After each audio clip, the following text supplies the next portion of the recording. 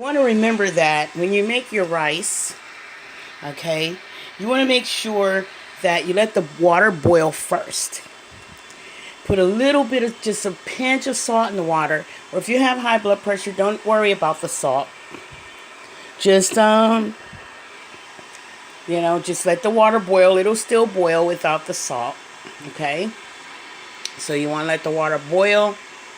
Big bubbles, not small ones.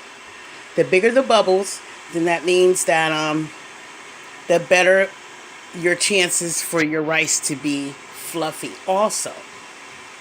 Okay, if you start out with water that's not hot enough, then what happens is your rice will automatically start gumming up before it even cooks.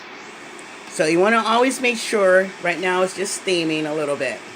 You want to make sure that it's bubbling. I didn't put any salt in this water yet. But as you can see, it's making little bubbles at the bottom. That's a little rice, a little handful of rice that was falling out the bag in my hand, so I threw that in. But if it wasn't this kind of rice, I wouldn't do that because that would make the whole pot gummy.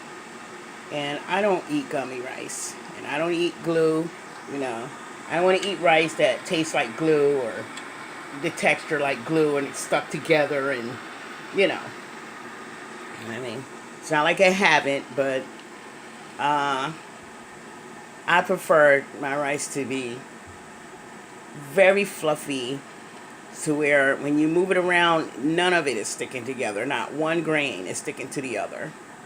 So that's the first part of making the rice. You have to let the water boil. Really big bubbles. You see the rice moving around at the bottom. A little bit, the little 10 little granulars. Well, it's the pot is steaming up the foam, but I don't know, maybe you can see it bubbling up. And you see, now you can see the little bubbles. Those are small bubbles.